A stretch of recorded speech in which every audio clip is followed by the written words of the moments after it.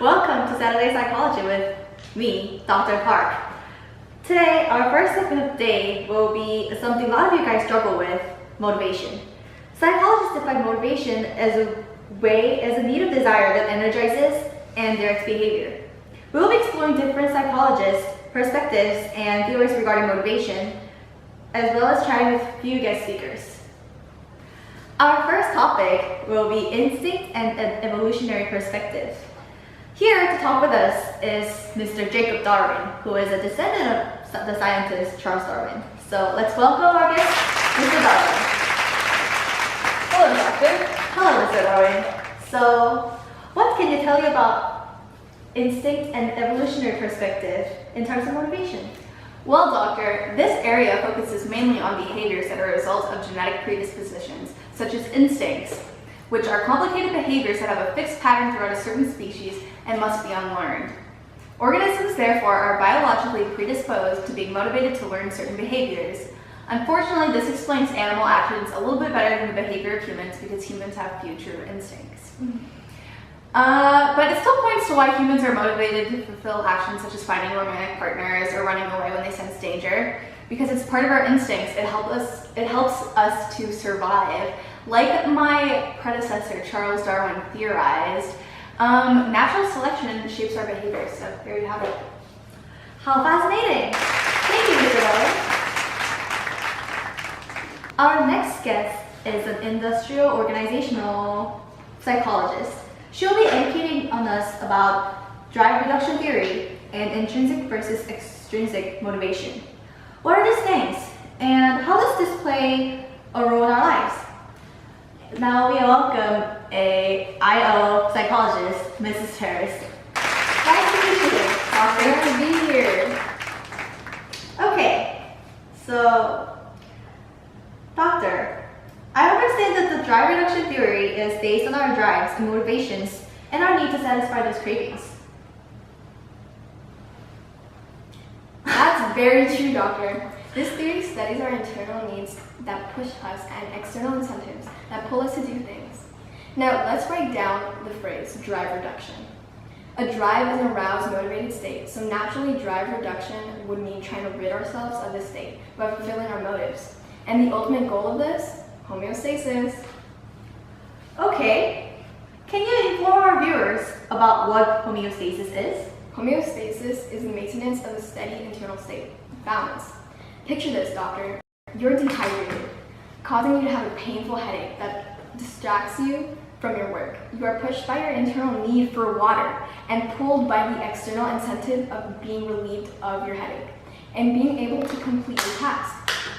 These drives motivate you to find water, and once you have had a drink, you have achieved homeostasis.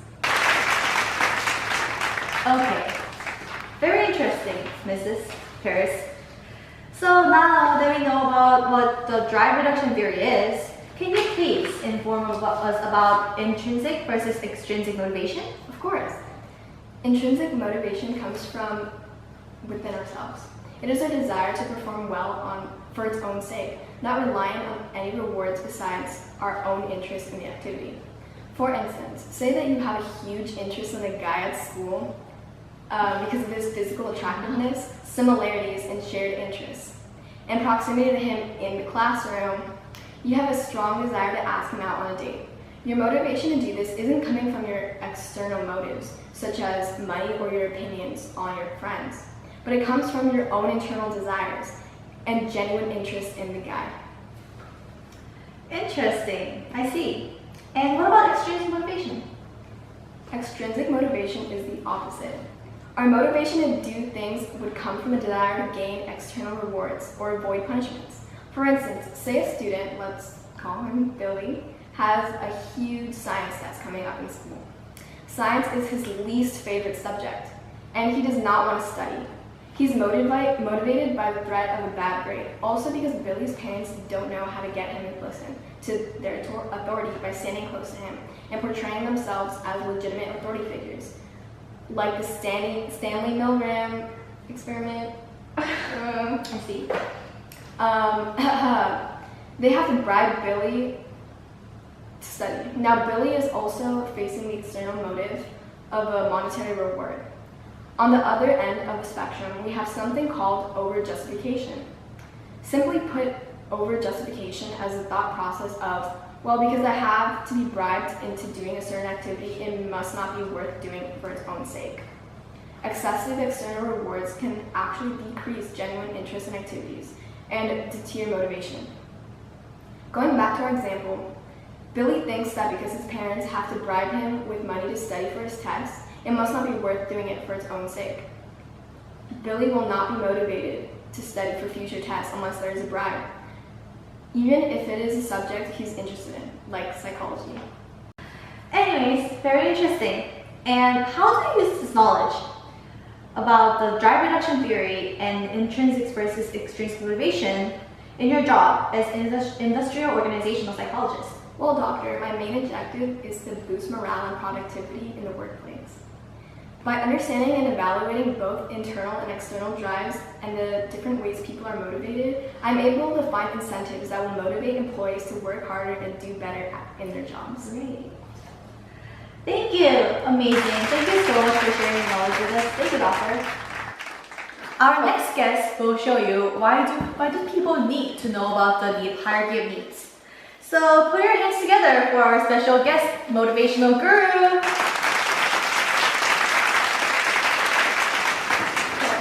Hello. How are you? Good. How are you, guru? I'm fantastic.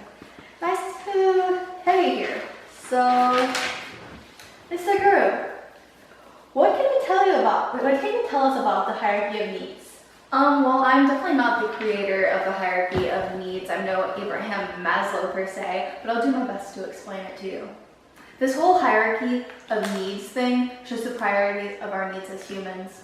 Before a desire of ours can be satisfied, the needs that come below it must be fulfilled first. So Abraham Maslow organized these needs for us in a pyramid, which you can see here. Our needs from base to top are physiological needs, such as food and water, safety needs, the needs for belonging and love, esteem needs, and at the very top, self-actualization, which is where we reach our fullest potential as individuals. I see. So when you say those certain needs must be reached before the others can be realized, what do you mean by that? Well, doctor, let me give you an example. A child who's impoverished and or homeless will have difficulty forming healthy relationships or building self-esteem. This is because they have yet to attain the basic physiological needs of food and water. So they cannot focus on gaining the needs of love or esteem just yet. The only problem with this theory is that the needs may change in different circumstances, and the pyramid will not always look the same for every person. Thank you, Guru. Nice to have you.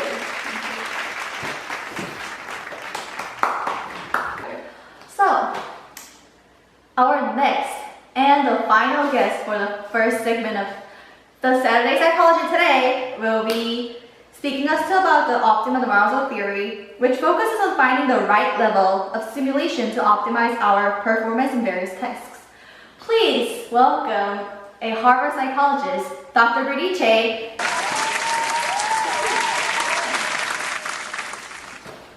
Good morning, everyone. Do any of you know what the Yerkes-Dodson law is? I didn't think so. Okay, it is the principle that performance increases with arousal only up to a certain point before it begins to decrease. Simply put, moderate arousal leads to optimum performance. How informative. Yes, I was actually experiencing something like this on my drive here this morning. I was very nervous about being on television and all, but my anxiousness motivated me to practice what I would talk about while I was driving, improving my performance right now. If I had not been slightly anxious, I would not have an incentive to practice, and my performance would not have gone as well as it is going right now. If I was too anxious, I would suffer from stress, which would affect me negatively and ultimately hinder my performance. So, nobody wants a negative performance from stress, True. Thank you for this information, Dr. Bernice. Thank you. So, what a fantastic segue. So, we'll be talking about stress, its effect on our body, and the ways to reduce it after this quick commercial. See you guys!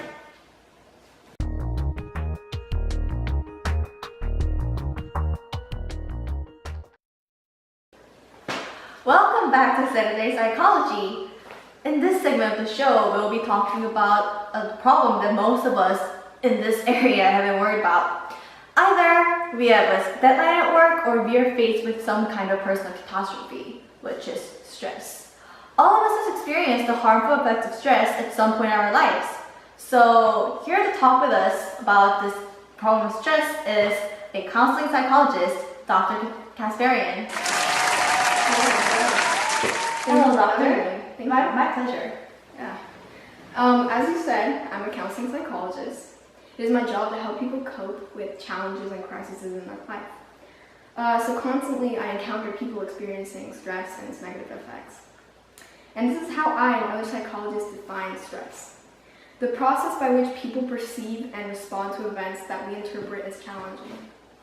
These events that cause stress are called stressors. Stressors. Yes. Okay, so, and what are some examples of stressors in our lives? Well, stressors can include catastrophes such as wars and natural disasters, significant challenges in our lives like getting a new job or moving homes, or even smaller scale events like daily hassles. I'm sure we've all experienced the daily stress of traffic, being late, disputes with friends, and having to wait really long time in Starbucks, that line, no, yeah. Definitely. Yeah. So I know, we all know that what events stress us most out in our lives?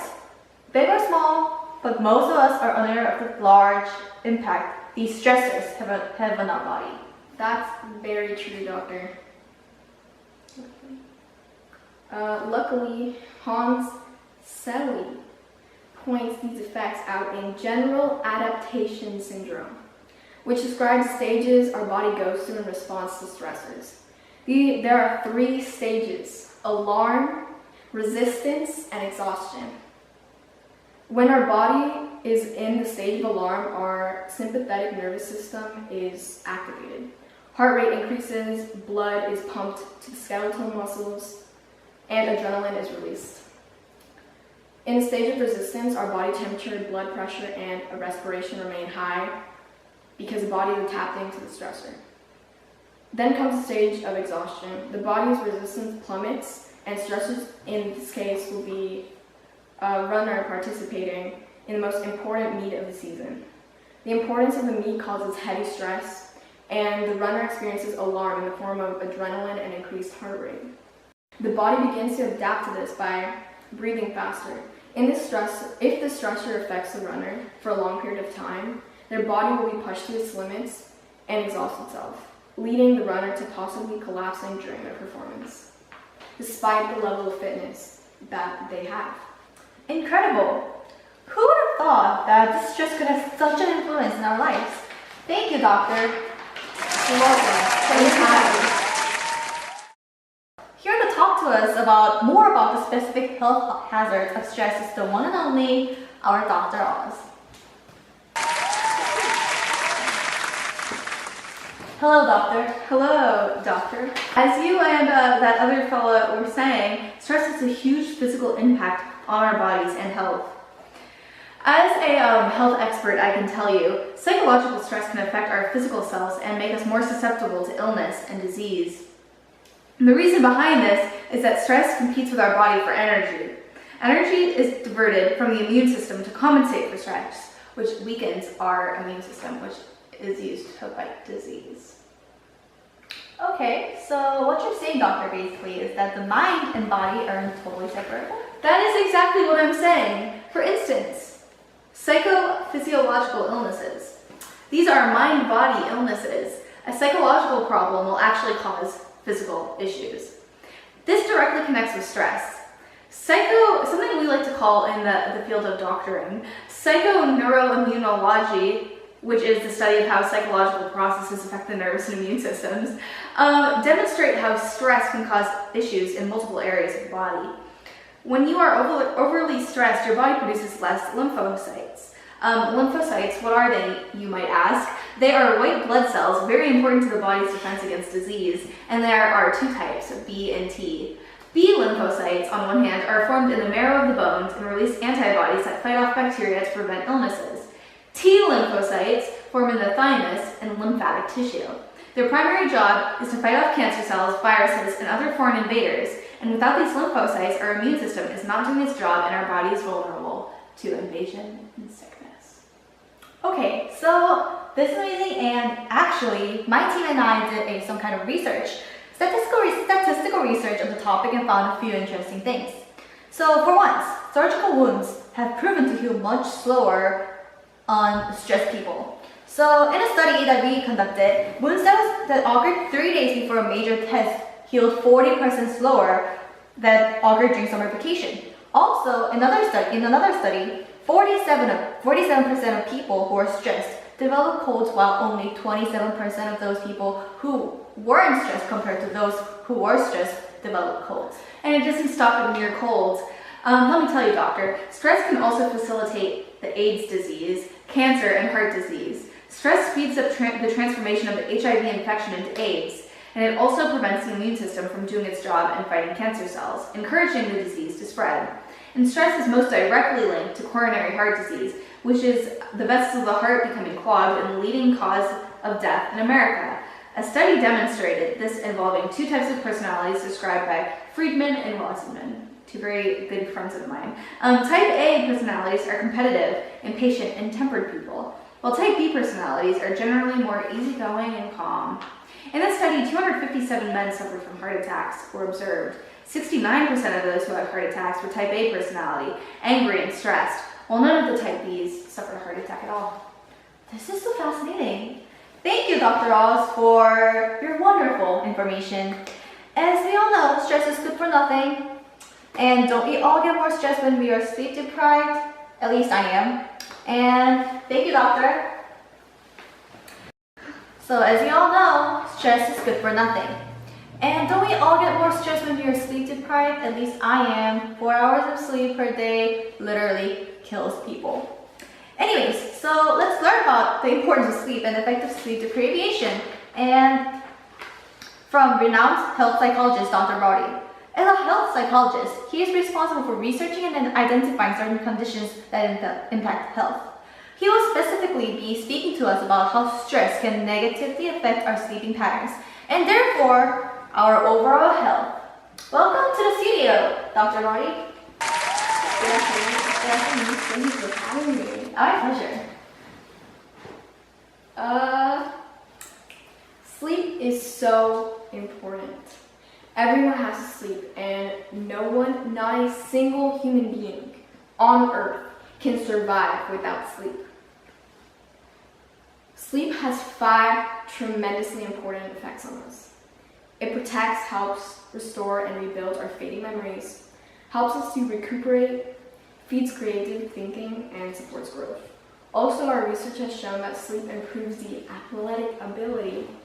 So what you're saying, doctor, is that an athlete who slept for 8 hours a day before the competition will perform way better than another athlete who slept for probably like 4 hours before the competition, even though those two athletes' physical abilities are about the same?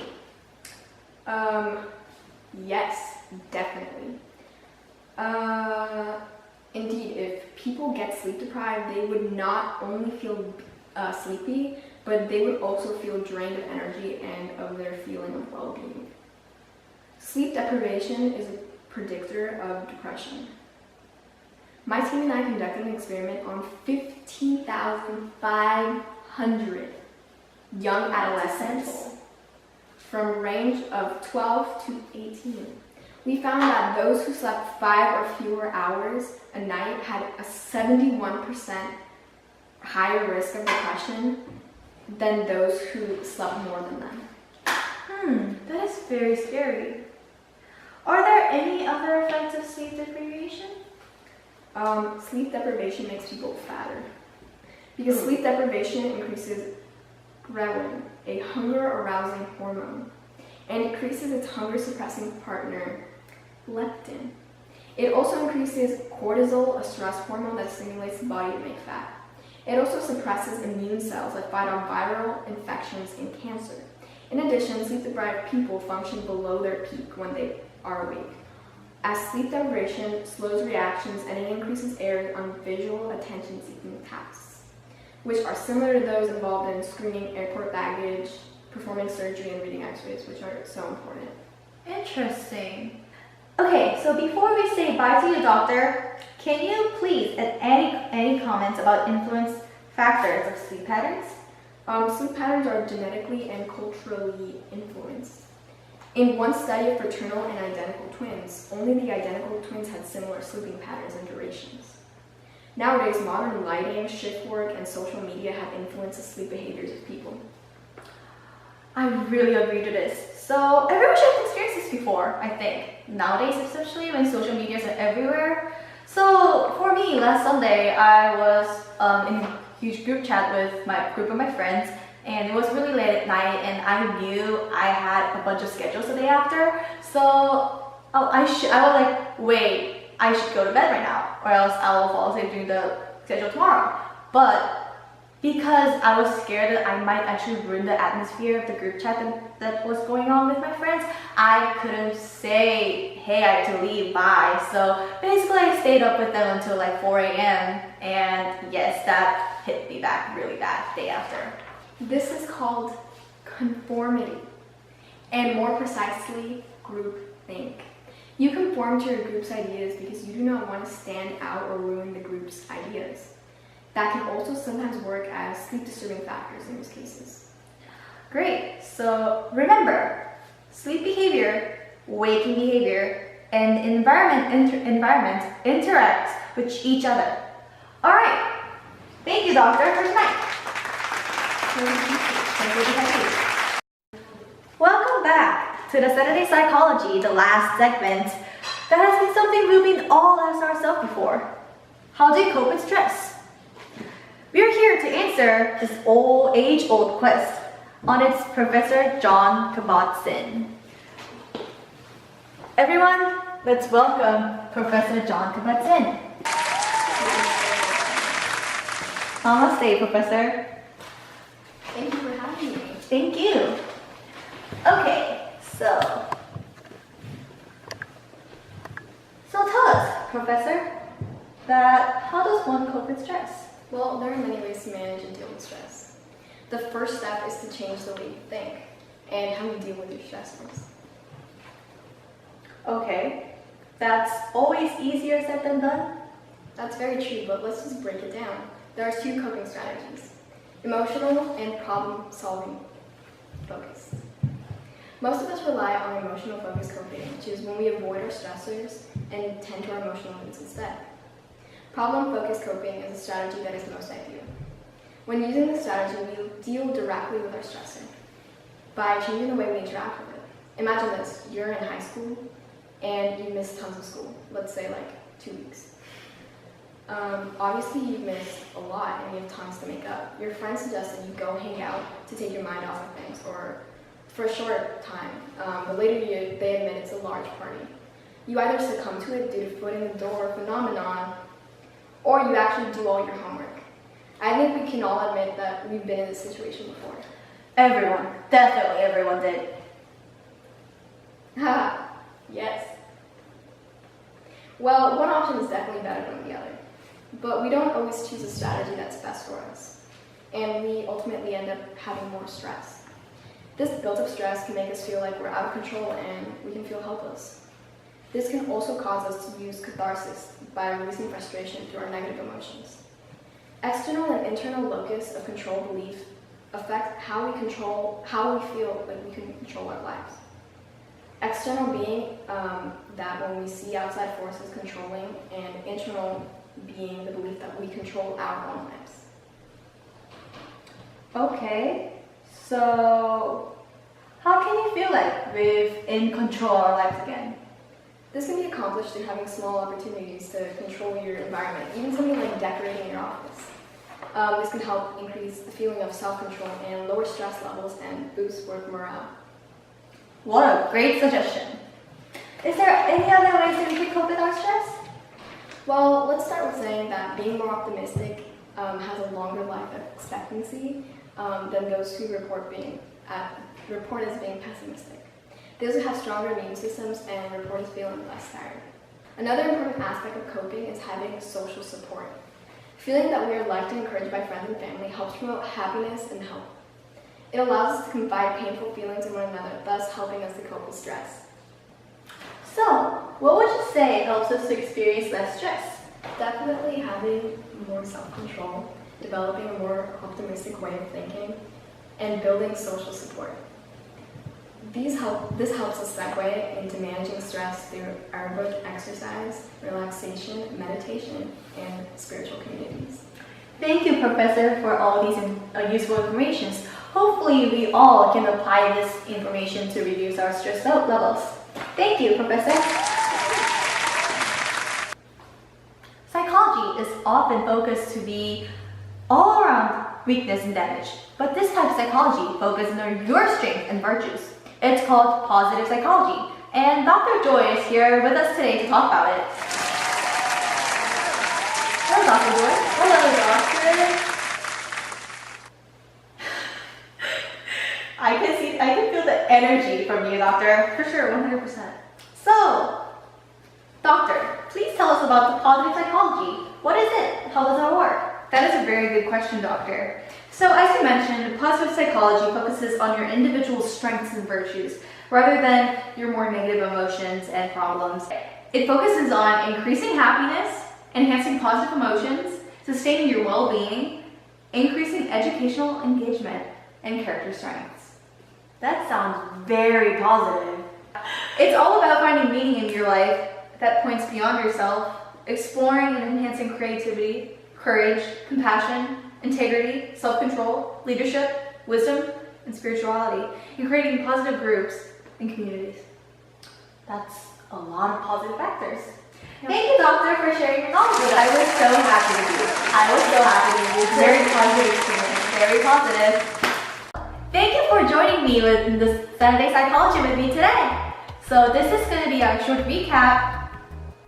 Today, we learned about the different perspectives used when studying motivational behavior, such as the instinct or evolutionary perspective, drive reduction theory, optimum arousal theory, hierarchy of needs, and intrinsic versus extrinsic motivation. We also learned about the harmful effects that stress has on our body and how to cope with this, such as getting more sleep, finding time to relax, and remaining optimistic. Thanks for watching! Okay, I'm sure that's fine. Wow.